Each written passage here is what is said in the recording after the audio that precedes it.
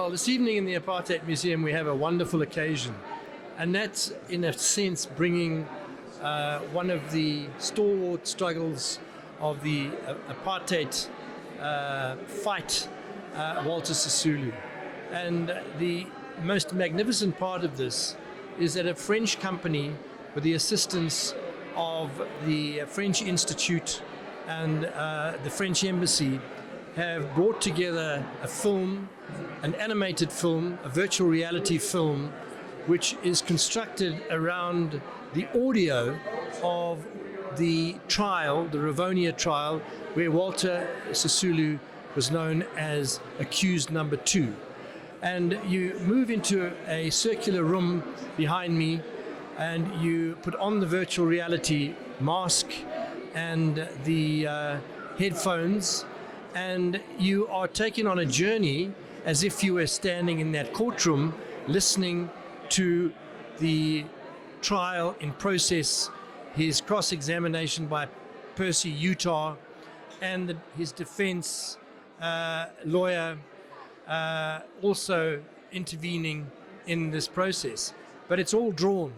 It's all a drawn tableau in 3 dimensions. So as you sit in a seat with the equipment on your head, you can spin that chair and look around that courtroom, which is drawn, where you see the accused, you see the accuser, and you see the lawyer defending him, and you're listening to his actual voice, which was taped so many years ago.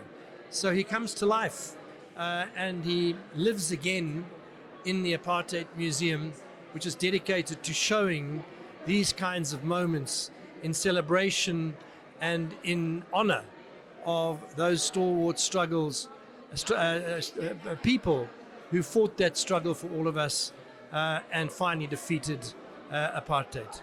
It makes me feel proud to see people like my grandfather recognized, because it's not one man that wins the game or the Rugby World Cup like we just did. It was the whole team. It was a team effort, and Walter Sisulu was one of those team players. You know, we look at South Africa today, and we look at people like Siya Kolisi, and Siya Kolisi is always putting the team first. And that is why I think that documentaries like this need to be made for young South Africans to understand their liberation history and how important it is.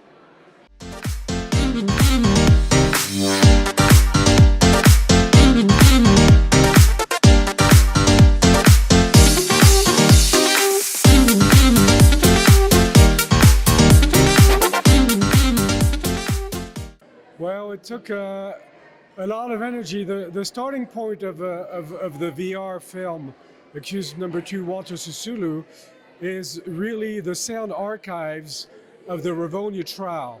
Walter Sisulu was in the witness box for 5 days. He endured hostile interrogations by the prosecutor Percy Utah, who was a nasty, racist and aggressive prosecutor who had a doctorate in law.